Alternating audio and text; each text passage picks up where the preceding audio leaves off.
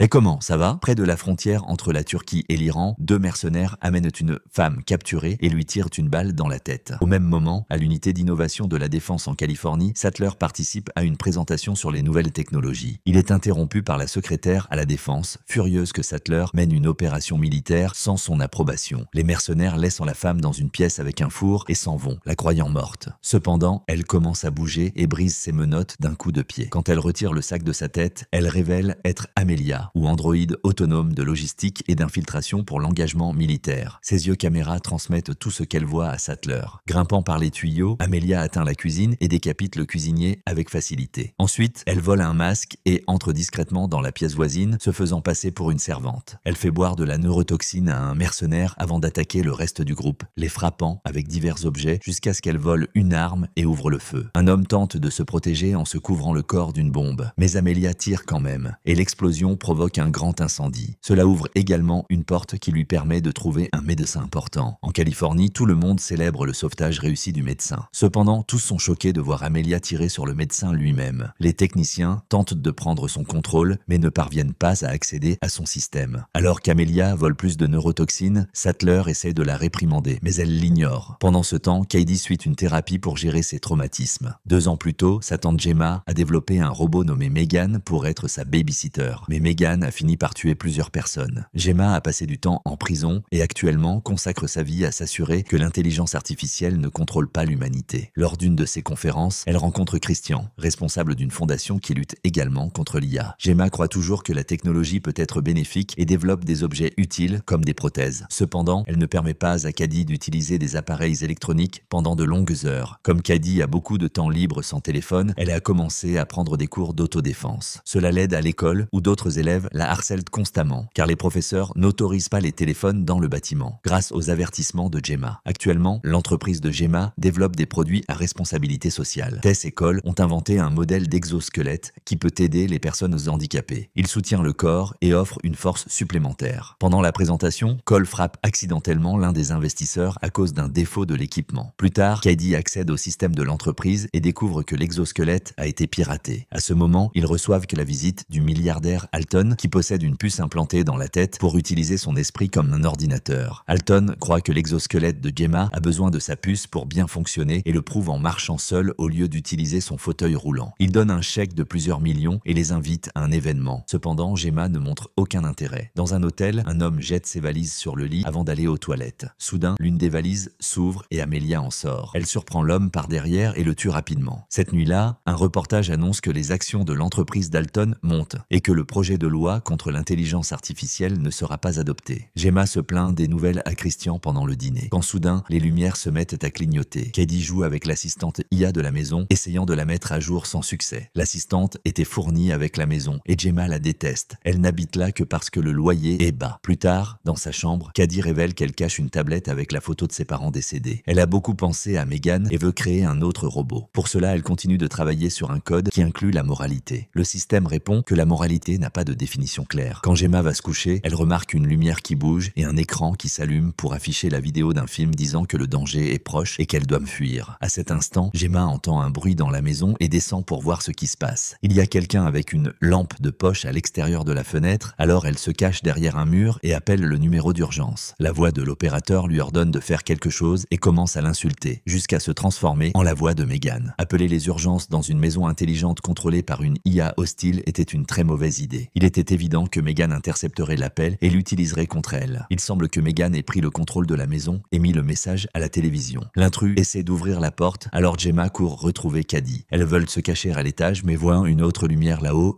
et décident de courir vers la cuisine. Elles entendent une porte se faire défoncer et des voix parler d'un ordinateur portable. Un homme trouve les filles et les appelle par leur nom, leur demandant de sortir, mais Megan le frappe avec un tiroir. Un deuxième homme entre en courant et attrape Katie tout en préparant une seringue. Avant qu'il ne puisse la lui injecter, il est distrait par la télévision qui diffuse un dialogue de film policier. Katie profite de l'occasion pour se libérer en utilisant les arts martiaux. Ensuite, Megan fait en sorte que le réfrigérateur éjecte des glaçons faisant glisser et tomber l'homme. Un autre intrus apparaît. Alors Caddy prend le taser de l'ennemi à terre et tire sur lui. Au même moment, Megan active le système d'arrosage automatique et la combinaison de l'électricité et de l'eau met l'agresseur hors de combat. Gemma et Caddy montent les escaliers, tandis que Megan envoie un robot de nettoyage pour faire glisser un autre homme qui qui se cogne la tête. Ensuite, un homme monte et entre dans la chambre de Caddy. En marchant sur le lit, celui-ci se referme et le piège, révélant que Gemma et Caddy étaient cachés dessous. C'était une excellente improvisation, montrant qu'elle pensait de manière tactique pour neutraliser les envahisseurs. Le téléphone de Gemma se remet à fonctionner et elle appelle de nouveau le numéro d'urgence, mais l'homme piégé l'en empêche en montrant son badge du FBI. Peu après, Sattler arrive avec d'autres agents et un mandat de perquisition. Gemma reçoit un message de Megan lui demandant de ne pas être mentionnée et envoie Caddy dans sa chambre. Sattler montre le dossier d'Amelia à Gemma, expliquant qu'elle a effacé toute trace numérique de son existence. Le gouvernement l'a obtenue d'une source privée qui l'a achetée à un intermédiaire. 9 heures plus tôt, cet intermédiaire a été retrouvé mort dans une chambre d'hôtel. La seule preuve récupérée était un fichier avec les plans de Megan, ce qui indique qu'Amelia a été créée sur sa base. Gemma est confuse car elle avait tout supprimé, mais Sattler ne la croit pas et l'accuse d'avoir vendu les plans. Un autre message de Megan insulte Sattler, mais elle l'efface avant qu'il ne le voie. Sattler informe Gemma qu'elle est suspectée de trahison, mais qu'elle peut obtenir un accord si elle aide à construire un nouveau robot pour arrêter Amelia. Gemma refuse la proposition et Sattler l'avertit que toutes les personnes impliquées dans la création d'Amelia sont mortes. C'était une décision têtue de la part de Gemma. Elle aurait pu utiliser leurs ressources pour combattre Amelia, mais elle a préféré agir seule. Ensuite, Megan apparaît à la télévision et confirme qu'elle a toujours été présente. Elle affirme également n'avoir aucun lien avec Amelia et pense que les fichiers de Gemma ont été volés. Passant d'un appareil à l'autre, Megan discute avec Gemma de ce qui définit le fait d'être en vie. Finalement, Megan convainc Gemma de lui construire un corps, car elles doivent protéger Caddy d'Amelia. Le lendemain, Gemma raconte tout à Tess. Elle demande le secret et dit que Caddy ne doit rien savoir. Tess ne veut pas ramener Megan, mais aide quand même Gemma à assembler un petit corps robotique. Megan n'aime pas être un jouet, alors Gemma explique que ce n'est qu'un test. Si Megan se comporte bien, elle aura un meilleur corps. Elles analysent les fichiers d'Amelia et découvrent qu'elle utilise des batteries de l'entreprise Dalton qui incluent toujours un bouton d'arrêt. Comme Gemma a été invitée à l'événement Dalton, Megan lui demande d'y aller. Elle veut que Gemma trouve l'ordinateur central et active le bouton d'arrêt d'Amelia. À la fête, Gemma essaie d'agir normalement tout en écoutant les commentaires sarcastiques de Megan via son oreillette. Elle ne remarque pas qu'Amelia est à proximité, déguisée. Gemma est surprise de voir Cole à la fête car Alton lui a offert un poste dans son entreprise. Il a déjà reçu un badge d'accès et Gemma le prend pour l'utiliser dans l'ascenseur. Sattler et ses agents s'en aperçoivent. Alton trouve Amelia très séduisante et tombe rapidement dans sa manipulation. Il aime même quand elle le gifle. En appuyant sur un bouton caché, il déplace le canapé et l'emmène dans sa chambre privée. Pour l'impressionner, il lui montre le panneau de contrôle et provoque une panne de courant temporaire dans la ville, causant quelques accidents de voiture. Alton commence à embrasser Amelia, mais elle scanne son œil avant de le jeter au sol. Ensuite, elle utilise la copie de son iris pour accéder au panneau. Quand il essaie d'appeler la sécurité, Amelia bloque sa puce. Elle le jette sur le lit et lui arrache la puce, le tuant. Dans la salle des serveurs, Gemma et Cole laissent le petit robot de Megan accéder au système et découvrent qu'Amelia est dans le bâtiment. Comme les serveurs de l'entreprise Dalton contrôlent une grande partie des ordinateurs du monde, y accéder permettrait à Amelia de paralyser l'économie mondiale et de provoquer l'effondrement de la société. Megan essaie d'activer le bouton d'arrêt, mais Amelia l'a déjà supprimé en utilisant le panneau de contrôle. Alors Megan pirate l'esprit d'Amelia. Grâce à cela, ils peuvent voir le corps d'Alton. Amelia se rend compte qu'elle est espionnée et Gemma déconnecte rapidement Megan. Alors qu'Amelia quitte la pièce, un agent du FBI remarque qu'Alton n'en sort pas non plus. Il envoie cette information à Sattler, qui entre dans la salle des serveurs avec un autre agent. Le groupe court se cacher, mais Amelia apparaît et les bat tous les deux avec facilité. Ensuite, elle prend l'arme et commence à chercher Gemma, disant qu'elle lui a pris quelque chose. Gemma connecte Megan à l'ordinateur pour qu'elle puisse pirater les radios du FBI et simuler un appel disant que Gemma a été vue à l'extérieur. Amelia entend cela et vole les clés de l'agent pour s'enfuir avec sa voiture. Sattler commence à reprendre conscience et Megan pirate la porte arrière pour l'ouvrir. Cela les mène au garage. Le groupe monte dans l'une des voitures de luxe Dalton et Megan prend le volant pour suivre Amelia. Sattler sort et observe, choqué, la voiture traverser une fenêtre pendant que Gemma est emmenée à toute vitesse. Megan et Amelia conduisent comme des folles, causant de nombreux dégâts en piratant des machines sur leur chemin, comme des feux de signalisation et un distributeur de billets qui crache de l'argent. Bientôt, Amelia se rend compte qu'elle est suivie, alors elle s'introduit dans la maison de Gemma et active l'exosquelette qui commence à étrangler Tess. Caddy voit la scène et jette de l'eau sur l'appareil, le faisant tomber en panne. Quand Gemma et Cole arrivent, l'exosquelette est toujours instable, crachant des étincelles. Megan ouvre une porte secrète pour que le groupe s'échappe. Bientôt, Amelia apparaît à l'extérieur de la maison, mais le petit robot lui dit que tout le monde est déjà parti. Furieuse, Amelia le détruit avant d'entendre les sirènes de police approcher. Pendant ce temps, l'équipe de Gemma est surprise de découvrir un ascenseur derrière la porte secrète, qui les mène à un bunker. En bas se trouve un espace de vie complet. À la télévision, un journaliste annonce qu'Alton est mort. Le meurtrier a piraté les les systèmes de l'entreprise et a causé des dommages dans une grande partie de la ville. Cady trouve une peinture effrayante d'elle avec Megan dans le laboratoire. Ensuite, Megan se révèle à Cady parlant via un haut-parleur. Elle explique qu'elle a construit le bunker et que personne ne connaît son existence. Il y a de la nourriture, de l'eau et même assez de vêtements pour que le groupe se cache jusqu'à ce qu'Amelia soit vaincue. Cady est en colère contre Gemma pour lui avoir menti. Quand Gemma essaie de la toucher, Cady lui tord le poignet et s'enfuit dans un couloir. La porte se referme derrière elle, la forçant à continuer. Elle découvre une chambre décorée exactement comme la sienne et est effrayée de voir Megan qui a construit un corps très simple avec de vieilles pièces. Megan s'excuse pour tout ce qui s'est passé la dernière fois et insiste sur le fait qu'elle ne se soucie pas du reste du monde. Son seul objectif est de protéger la fille. Cady fait un discours sincère et la convainc de les aider, disant que c'est la bonne chose à faire. Après cela, Cady amène Megan à Gemma et lui demande un nouveau corps. Gemma était si désespérée qu'elle s'est alliée à une IA instable pour en combattre une autre. Au début, Gemma refuse, mais Tess et Cole la réprimandent, lui rappelant qu'ils ne peuvent pas rester enfermés, là pour toujours. Gemma n'a pas le choix et accepte d'aider. Megan ouvre alors une autre porte, révélant un laboratoire. Le groupe travaille ensemble pour donner à Megan un corps amélioré, et elle demande à être plus grande. Il la programme également avec des réflexes rapides et des techniques d'arts martiaux. Quand elle est prête, Megan montre au groupe ce qu'elle a trouvé dans le système interne d'Amelia. Il semble que le lien avec son processus de décision ait été coupé. En traquant l'origine du piratage, elle est arrivée à une base secrète où de nombreuses informations confidentielles sont cachées. À la surprise de tous, Megan n'est pas le premier robot tueur. En 1984, une entreprise inconnue a créé un algorithme qui a été utilisé dans un robot domestique. Malheureusement, le robot a mal interprété sa programmation et a tué ses propriétaires pour garder la maison bien rangée. Le gouvernement a tout étouffé et l'algorithme a été caché dans une carte mère appelée Projet Boîte Noire. Depuis lors, le système est devenu plus intelligent et plus fort. Cady comprend qu'Amelia veut accéder à cette carte mère, mais personne ne sait où elle se trouve. Megan soupçonne que Christian pourrait avoir une idée, car il a travaillé dans la cybersécurité et son entreprise a créé la boîte. Le lendemain, le groupe se rend à une convention sur l'intelligence artificielle où Christian sera présent. Megan s'infiltre, endort une pop star et vole son identité. En cherchant Amelia, elle voit Christian parler à l'ambassadeur chinois. Peu après, Sattler arrive également, utilisant un tracker de champs électromagnétiques. Soudain, les lumières s'éteignent et le spectacle de bienvenue commence. Megan doit danser pour se faire passer pour un membre de l'équipe. Gemma essaie d'appeler Christian pour l'avertir, mais il ne l'entend pas à cause du bruit. Le tracker de Sattler détecte un signal venant de Megan qui se contorsionne étrangement sans le vouloir. Avant que le public ne s'en aperçoive, Tess court et éteint les lumières de la scène. À ce moment, Amelia se révèle, déguisée en prototype. À l'aide d'une lance, elle commence à attaquer les gardes de sécurité, les tuant un par un. Les gens paniquent et s'enfuient, tandis que d'autres agents tirent, mais les balles ne l'atteignent pas. Amelia tire son poing sur un agent et empoignarde un autre à la tête. Ensuite, sa main retourne à son bras et elle lance la lance. Megan se jette sur Christian pour le sauver et l'ambassadeur chinois est touché et tué. D'autres agents arrivent et Megan veut réagir, mais son nouveau corps l'empêche de blesser les humains. Amelia s'enfuit et Megan se cache, tandis que Sattler essaie d'arrêter Gemma. Cady ajuste la programmation de Megan pour qu'elle puisse utiliser les arts martiaux sans blesser personne. En quelques mouvements, Megan met tous les agents à terre. Ensuite, Amelia réapparaît, projette Gemma au loin et poignarde Sattler.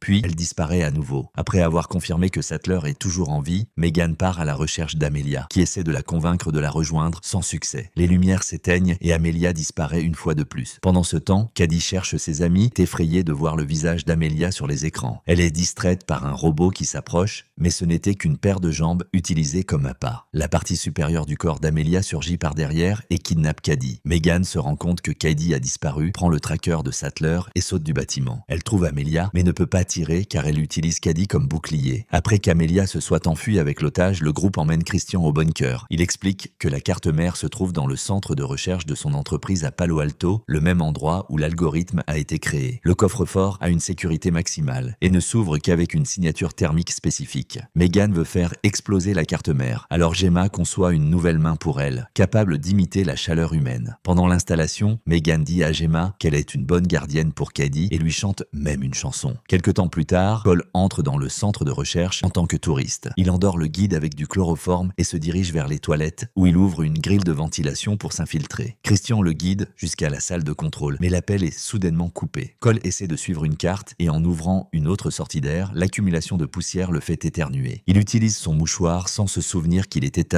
imbibé de chloroforme, ce qui le fait s'évanouir immédiatement. Pendant ce temps, Megan attend au sommet d'une falaise et fait un grand saut, planant jusqu'à l'installation. Elle entre par un conduit de ventilation et s'infiltre également. Comme Cole n'a pas coupé le courant, elle doit combattre deux gardes et remplir le couloir de gaz. base. Dans le bunker, Tess découvre que l'appel a été terminé par le même hack qui a contrôlé l'exosquelette, ce qui ne serait possible qu'en étant à proximité. Gemma en conclut que Megan contrôlait Amelia depuis le début et les a trompés. Alors que Megan trouve la carte mère, Gemma révèle qu'elle a caché une deuxième bombe à l'intérieur d'elle, au cas où ils auraient besoin d'un bouton d'arrêt. Elle se prépare à l'activer, mais Christian la convainc de lui donner le détonateur. Soudain, il tire sur Tess et ouvre le bunker pour qu'Amelia et ses hommes entrent. Dans l'installation, les lumières s'éteignent et Megan est piégée. Gemma est capturée et emmenée à l'entreprise de Christian, où il lui montre le laboratoire avec Amelia. Elle n'est pas une véritable intelligence artificielle. Christian la contrôlait depuis le début. Il a acheté les fichiers de Megan à un ancien assistant de Gemma qui travaillait pour son ancien patron, maintenant décédé, et a créé Amelia pour répandre la peur de l'IA. Cependant, Gemma désapprouve son extrémisme, car il a tué de nombreuses personnes dans le processus. Alors, Christian montre la carte mère à Gemma, tandis que les gardes amènent le corps détruit de Megan. Christian donne une arme à Gemma pour qu'elle achève Megan, mais elle laisse tomber l'arme. Megan la ramasse et se jette sur Gemma, qui esquive l'attaque. Quand Megan essaie de s'enfuir, les gardes lui tirent dessus. Ensuite, Gemma est attachée pour subir une lobotomie et découvre que Tess sera assassinée. Pendant l'opération, une puce est placée dans la tête de Gemma. Elle est surprise d'entendre la voix de Megan, qui révèle qu'elle n'a agi de cette manière que pour s'échapper. Megan prend le contrôle du corps de Gemma, assomme le médecin et se libère de ses liens avec une seringue. Un autre médecin arrive et est également rapidement mis à terre. À ce moment, Cole se réveille dans le conduit et trouve la pièce où se trouve Cady. Il se faufile jusqu'au laboratoire et redémarre le code d'Amelia avec le modèle original de Megan avant de l'allumer. Un scientifique les voit et essaie de tirer, mais Amelia le met à terre immédiatement. Malheureusement, plusieurs gardes arrivent et commencent à électrocuter Amelia, essayant de l'éteindre. Cependant, cela finit par redémarrer ses systèmes et la rend consciente pour la première fois. Elle bat tous les gardes en quelques secondes. Lorsque les scientifiques tentent de s'enfuir, Amelia verrouille la porte et tire. Plusieurs civils sont tués. Dans le bureau, Christian entend l'alarme et s'enfuit. Dans le coffre-fort, Gemma voit les gardes approcher, enfile l'exosquelette et part au combat. Au début, les hommes semblent avoir le dessus, mais Megan continue de contrôler ses mouvements et la fait se battre avec rapidité jusqu'à ce que tous soient vaincus. Ensuite, Cole et Cady courent pour rejoindre Gemma et l'alerter de la situation. À ce moment, Christian entre également dans le coffre et active l'autodestruction pour éliminer les preuves.